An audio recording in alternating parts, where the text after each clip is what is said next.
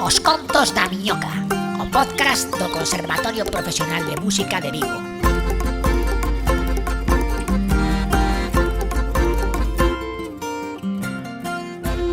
Moi boas, hoxe estamos no programa 6 do podcast do Conservatorio Profesional de Música de Vigo, coordinado polo Departamento de Música Tradicional e o equipo de dinamización da lingua galega. Hoxe temos un programa especial Letras Galegas cun convidado tamén super especial que despois presentaremos. Recordamos que se queredes participar non tendes máis que contactar polas redes do Conser ou mandar un correo a podcastcemusvigo@gmail.com. Antes de coñecer o convidado que nos acompaña hoxe, imos ir coas novas da Miñoca para este maio. As novas da Miñoca. Vamos facer un avance das cousas que temos para a Semana das Letras Galegas no Conservatorio.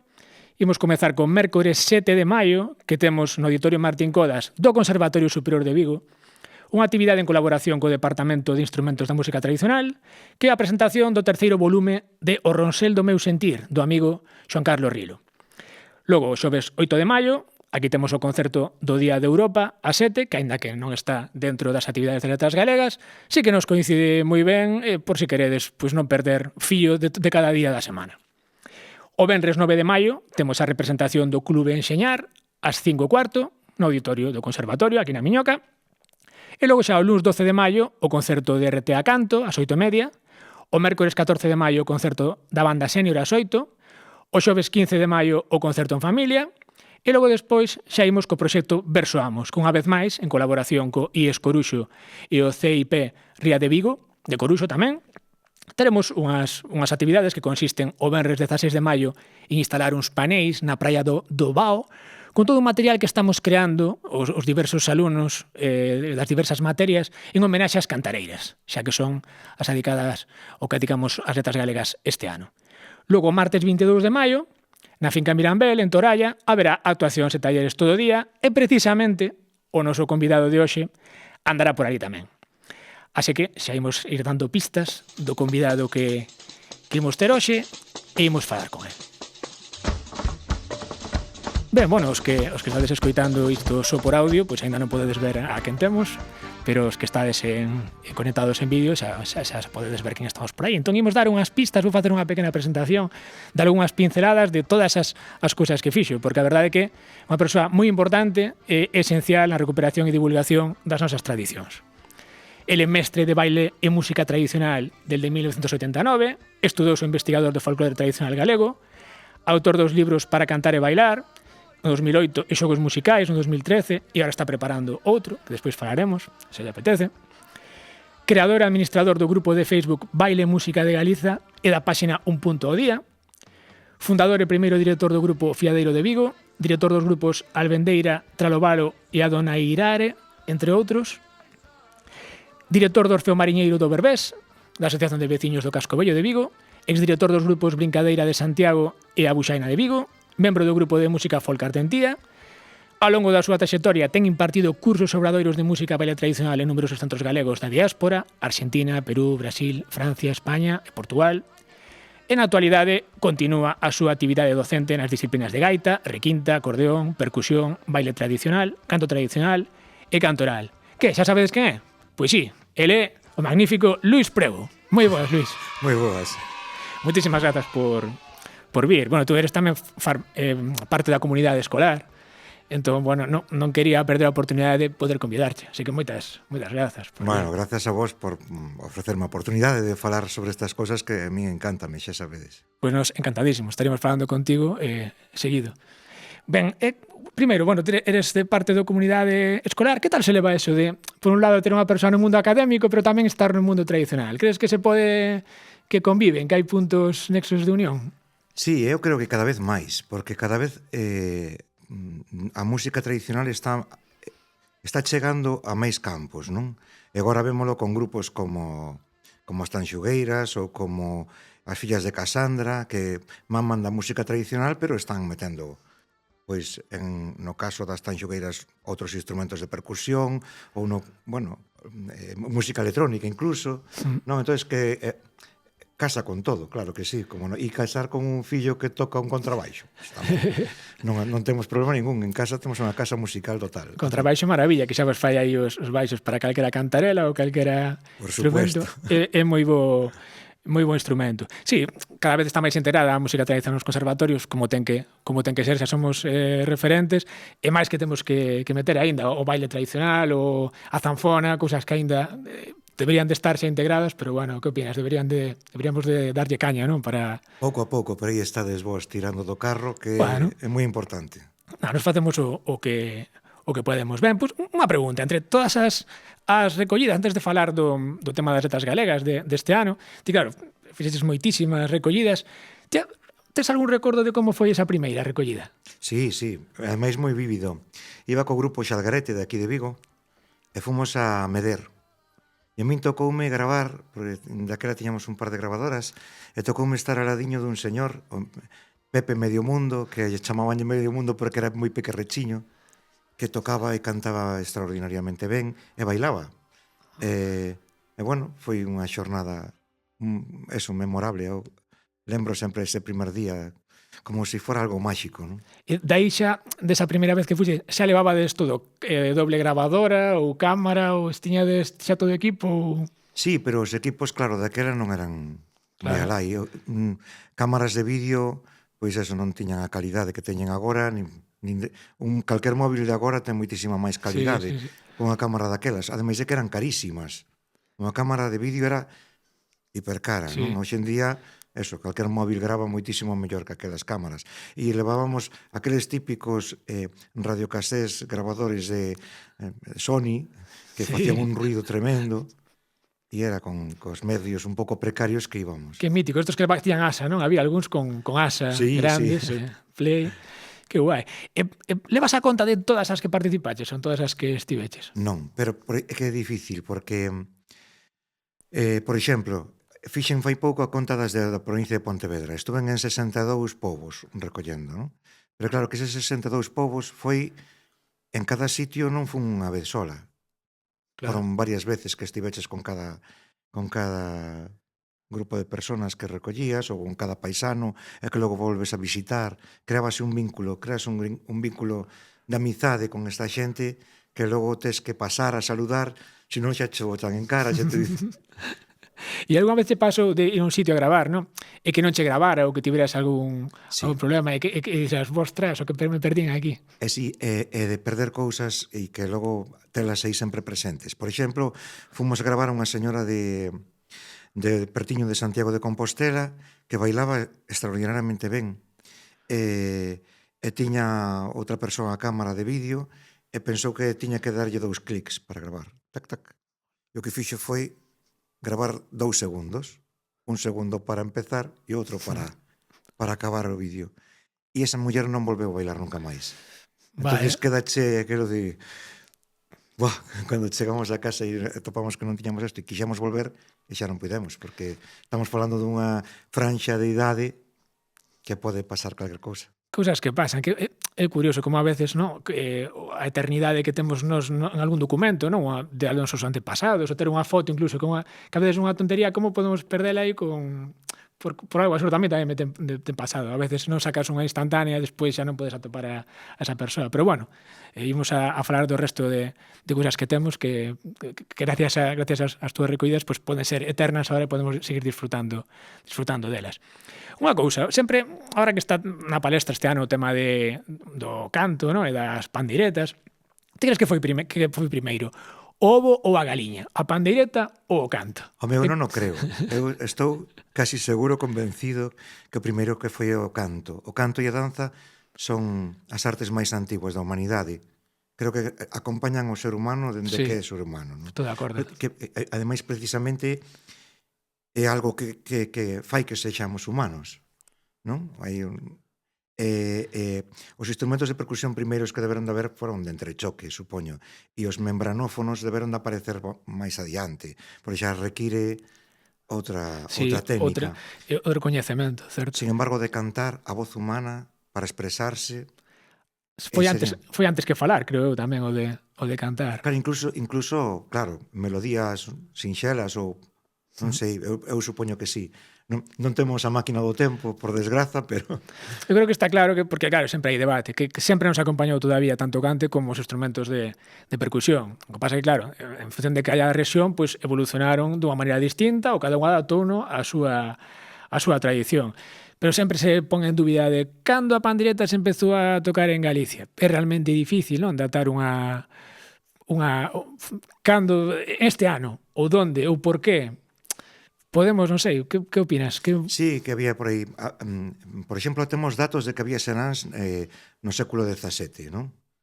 Si xa estaban instaurados, incluso anteriores, o sea, no século XVI xa sabemos que se falaban en outras comunidades, non aquí en Galicia, por desgraza, pero temos dato, por exemplo, de Cervantes, que falaba das festas que facían con panderos, con vihuelas. Entón, se se facían por lá, aquí tamén se tiñan que facer este tipo de reunións, e en cada sitio cos seus instrumentos.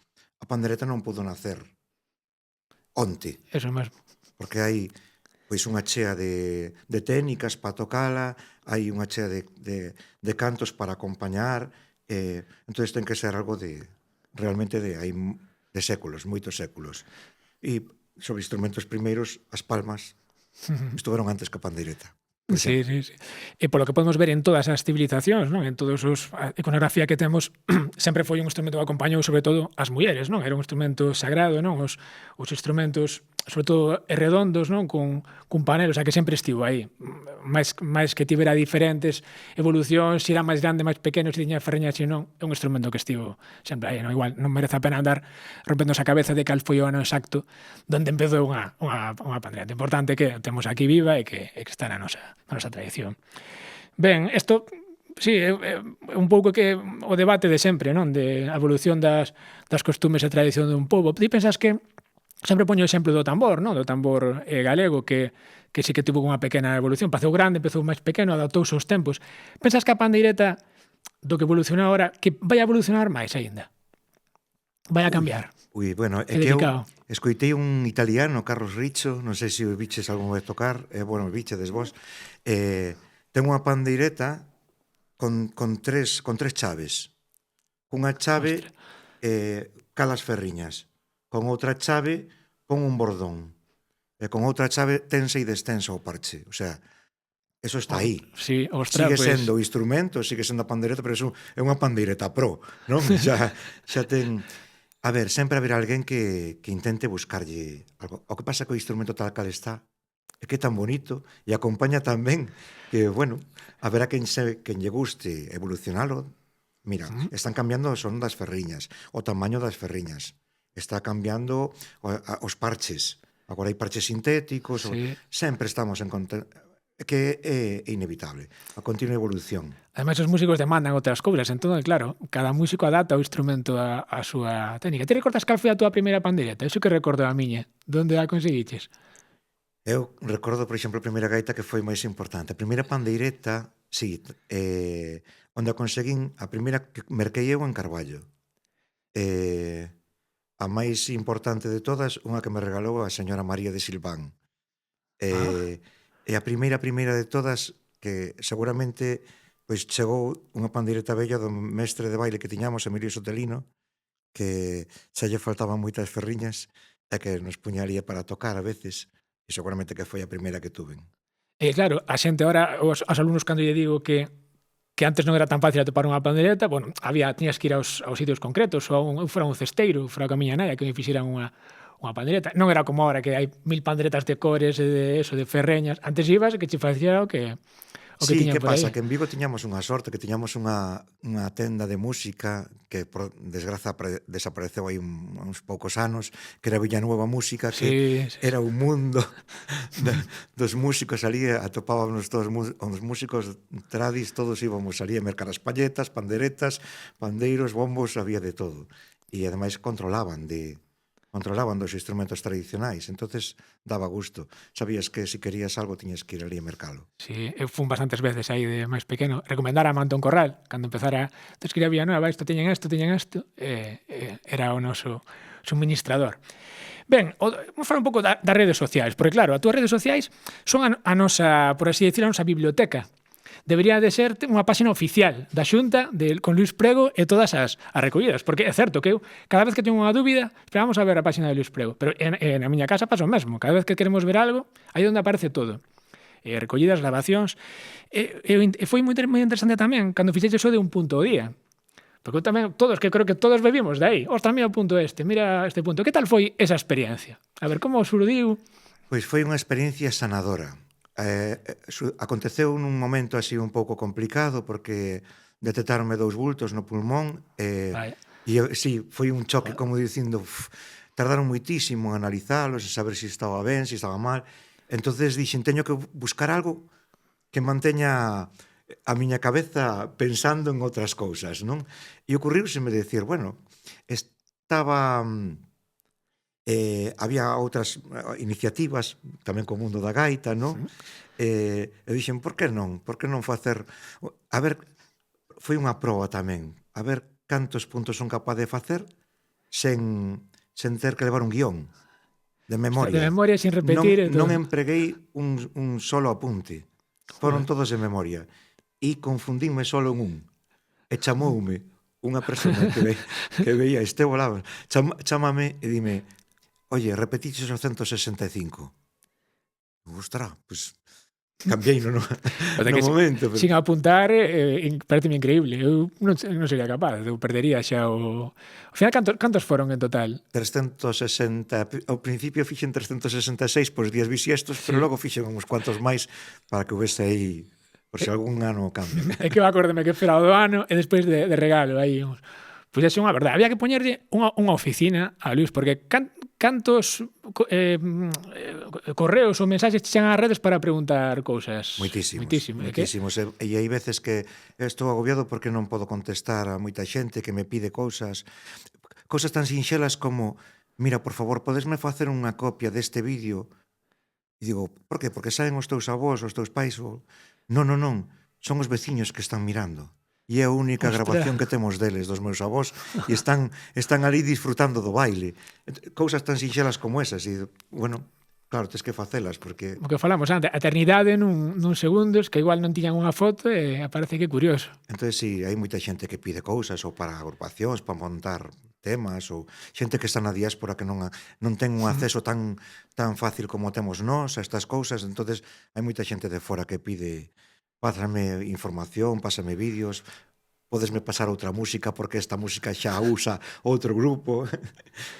Oi, que pasa? Eso, pois vamos facer que un alegato, non? A Xunta que lle poña unha oficina ali en... Onde a queres a oficina, Luís? En Santiago, en Vigo? Onde non, eu son de Vigo, prefiro non moverme moito. Pois poñemos unha oficina para que non este todo en Santiago, con Luís aí de asesor diario unhas horas de atención ao público, porque eu a veces penso, a veces vemos a cosa aquí, digo, non sei escribirlle a Luís, pero tampouco eu quero molestar porque ten que ser un goteo constante, supoño, de mensaxes para preguntar as cousas. O único que molesta é cando non podes solucionar o tema ou cando costache moito rebuscar entre os datos, porque a veces que fanme preguntas que teño que buscar, pois eso, entre centos de horas de grabacións, non? E eso costa. Me gustaría meter o arquivo moito mellor administrado, non? Para eso hai que saber arquivística e telo todo mellor informatizado, pero a veces non é o ideal. Non? É difícil, e ter o tempo tamén é os medios, o sea, non é... Miro o arquivo do Apoi, que é un traballo titánico, non? Por exemplo, en Santiago. Sí. Ter todo eso tan ben organizado leva moitísimas máis horas que as horas que pasamos grabando. É un equipo tamén, é un horario e todo, é delicado. Ben, pois se queres falamos xa do Día das Letras Galegas, non? Este ano, dedicado ás cantareiras. Que pasou? O tempo que se nos bota arriba. Sí. Podemos pasarnos hoxe que un programa especial. As cantareiras, este ano a poesía popular oral personificada en Adolfina e Rosa Casas Rama de Cerceda, Eva Castiñeira de Muxía, Manuela de Lema, Teresa García de Prudencia e Asunción Garrido, das Pandereteiras de Mens, as Bellas de Mens, de Malpica. Estos son nomes propios, pero claro, temos moitísimos máis nomes propios. Entón, hoxe, xa sei que é imposible falar de todo o mundo, pero que nomes propios pensas que debemos coñecer na poesía popular oral? Home, non sei, porque a verdade é que sempre van quedar atrás, non? Sí. Pero eu penso que esta nominación foi un pouco así feita o show, non? Porque deberían de coller unha persona de cada provincia, eso primeiro. Non solo coller nominales a 6 mulleres da provincia da Coruña, cando, por exemplo, nas outras provincias temos os referentes. Aurea Dan de Laxoso, Sí. pues, ben merecía unhas letras galegas, por exemplo. Ou, non sei, Manuela Cortizo de Barro de Arén. É outra persona importantísima. Felicia Insuela de Fofe. E estou falando da provincia de Pontevedra, vale? Sí. Bueno, hoxe temos no público a Rebeca, a coordinadora de Legá. Temos aí un micro, a ver con que Rebeca. ¿Qué tal? Boas, Está aberto Rebeca. esto, Sí, está aberto. entendido. Con respecto a este tema, quería simplemente apuntar quizáis a dúbida de que como para dedicarlle as letras galegas a alguén ten que levar 10 anos morto. Sí, eso iba a decir. Quizáis ese foi un dos problemas que tiveron para a escolla da persoa. Pero sí que é certo que eu opino como a Luís que incluso nas pandereteiras de Mens soamente a unhas poucas lle puderon dedicar porque outras non cumplían os 10 anos, ese certo. requisito. Non? Quedou un pouco raro. Quedou moi raro. Imagínate as dúas familias, as familias das dúas mulleres que formaron parte das pandereteiras de Mens dende sempre, pero como levan menos de 10 anos mortas, Non entraron. non levaron non Sí. acadaron o premio, non? Que merecían tanto como as outras, pero bueno, son cousas do formato. É que complica no momento que faz un homenaxe colectivo, pero queres decir nomes propios, xa claro, sempre vai haber problemática. Non? Se queres logo, personificar...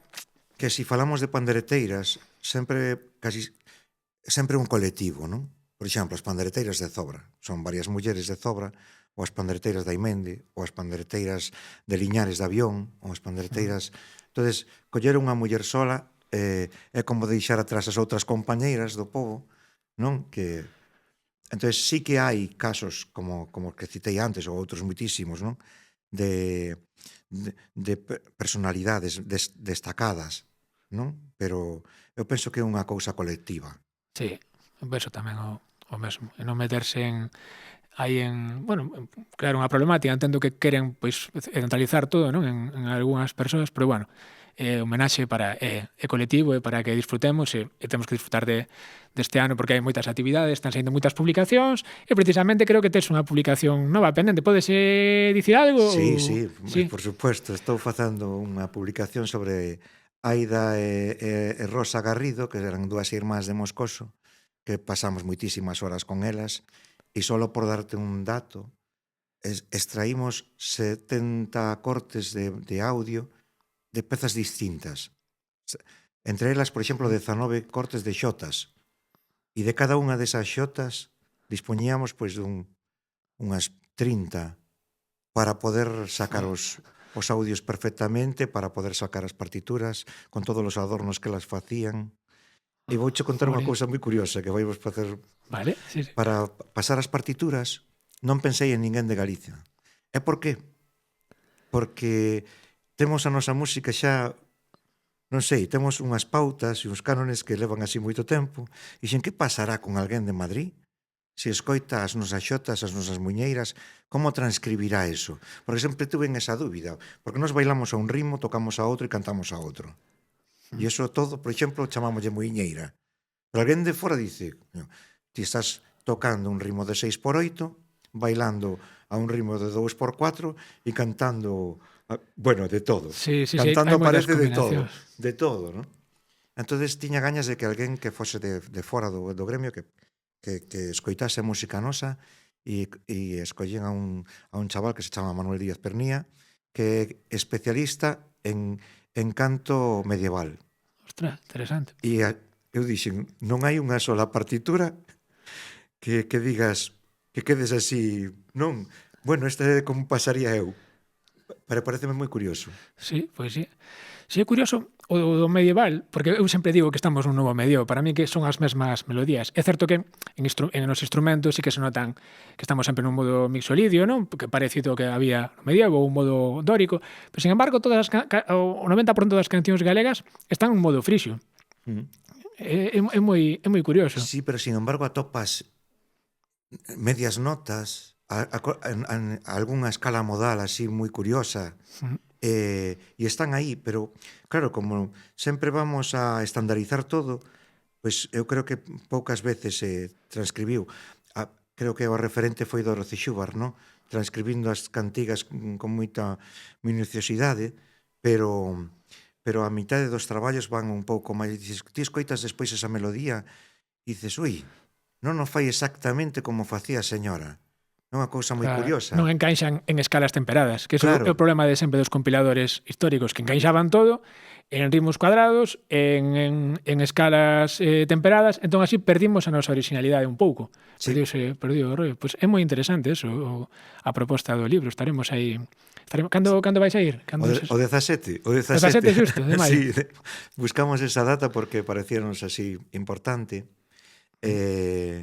Porque, bueno, englóbase dentro dunha serie de actos que van facer no Concello de Pazos de Borbén, que para min, xunto con a zona de Pazos de Borbén, esta comarca de Vigo que temos cercana e o Condado de Paradanta, xunto con Bergantiños, creo que foron dúas fontes, bueno, inesgotables de recompilación, de cantareiras, e había que facer algo nesta zona. Entonces, que nos deron tantas músicas e tantas mulleres pandereteiras, non? Jolín, pois sí. Ben, pois, se queres pasamos á sección final dos contos da miñoca. O ano pasado tiñamos unha sección que eran as preguntas da miñoca, que facíamos unhas preguntas rápidas aos convidados. Pero este ano temos unha sección que se chama as recomendacións da miñoca. Vou poñer a cortinilla e coméntoche. As recomendacións da miñoca. Ben, nesta sección final, os convidados recomendan un artista ou unha obra musical para que todos os espectadores e toda a xente que nos escoita pois coñeza algo novo. Que se te ocurre por aí? Que podemos... A min gústame moito o traballo que fixeron os Tempés e ademais que gravaron en vivo en Vigo. Por moitas cousas, entre outras porque estaba entre o público disfrutando daquele disco, daquele maravilloso disco, e porque foi tamén como un sopro de aire novo, como sempre que os músicos misturades maravillosamente pois diferentes instrumentos e técnicas que non eran propios da música tradicional. En este caso pois meteron guitarras eléctricas con zanfonas, batería, gaita, e a verdade que era foi un disco maravilloso. A min gustei moitísimo dese disco, e iso que era amante da música tradi, no, o sea, eu son tradicional. Si tuvera que escoller un grupo de música tradicional, escollerías Lagarteiras. Os Lagarteiras, grupazo, que grupazo, sí. Entonces, como grupo de música folk que se xa estaba facendo outras cousas, os Tempés, que comenzou sendo como un grupo de gaiteiros con acordeonista, sí, foron evolucionando cara a un estilo rock, non? E eu estaba encantado. E entre ese disco está Sara Sariña. Que temazo, estaba pensando eu nese mesmo tema, porque ten uns arranxazos tremendos. E que ten unha forza tremenda. E ademais, claro, coñezo o tema tradicional, porque eu escoitei ese tema cantado 1000 veces pola zona de Bergantiños, as mulleres da Imende, por exemplo, entonces, cando fixeron esa versión tan roqueira, tan marchosa do Sara Sariña, dixen, tate, esa é a miña canción. Pois se te parece, despois, para finalizar o programa, poñemos un anaquiño de cada, se pode ser, un anaquiño da original, e poñemos despois Por suposto, non sei se será original daqueles sacaron, pero é o mesmo tema. Sí, claro, non sabemos de onde saiu o xerme, pero bueno, a versión máis tradicional e a versión dos Tempés. Bueno, pois estaríamos falando con Luís días e días. Temos que ir despedindo o programa de hoxe. Moitas grazas, Luís, por vir. Mira, outro xenche, un libro que fixo Carlos Rei, unha investigación que é o Pilindrín, que son xogos para nenos. Eu fixenlle Álvaro Cardalda, eu fixemos as transcripcións dos xogos e análise musical. Creo que xa o coñecías ou algo. Xa coñeces, sí. De parte de Carlos e miña. Moitísimas grazas. Un maravilloso. Ti xa fixeras un de xogos, creo que é moi necesario ter xogos en galego para nenos, sobre todo nestes centros, en todos os centros. Entón, bueno, as ilustracións de Sergio Cobos, ademais, vai ilustrado para que os nenos podan pintar. E, bueno, nunca fixéramos aquí autobombo, xo facemos un poquinho aí. Sí, moi ben, moitísimas grazas. A verdade que é un traballo que... Grazas a ti, Luis. Nada, é un pequeno o presente do que podemos dar. Non habría presentes suficientes para hacerche que viñeras a compartir con nos unha mañán dos contos da miñoca. E nada, chegamos ao programa final. Tendes todos os contos da miñoca na plataforma iVox, en Spotify. O vídeo está tamén en YouTube. Podedes seguirnos polas redes do centro. E se queredes participar, correo a podcasttemusvigo@gmail.com. Se che gusta o contido, non te cortes, comparte, que estas miñocas son gratis e atraerán a máis peixiños. Vémonos no seguinte programa, si hai, porque xa quedan pouquiños, e rematamos o programa cas recomendacións do Luis Prego. Ata outra. Ai, Sara, tía la niña. Ai, Sara, Sara, Sarón. Ai, Sara do corazón. Esa cantaba sempre a mí, non me te gustaba, yo a mí. ¿Quieres que yo te quiera? Ay, vente a la puesta del sol. Ay, allí nos encontraremos. Ay, juntos solitos los dos. La la la la la la la la la la la la la la. Ay, Sara, Sara, Sariña. Ay, Sara, tía miña. Ay, Sara, Sara, Sarón. Ay, Sara do corazón.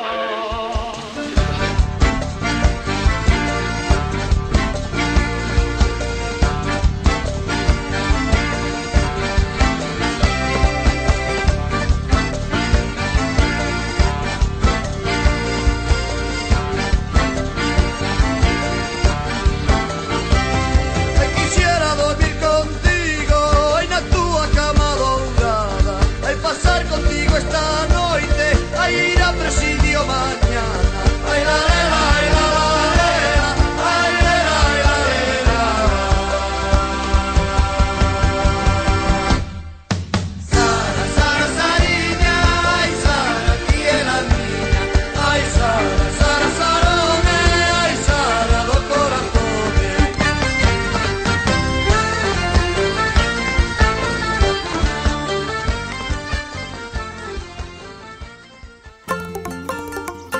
Os contos da miñoca, o podcast do Conservatorio Profesional de Música de Vigo.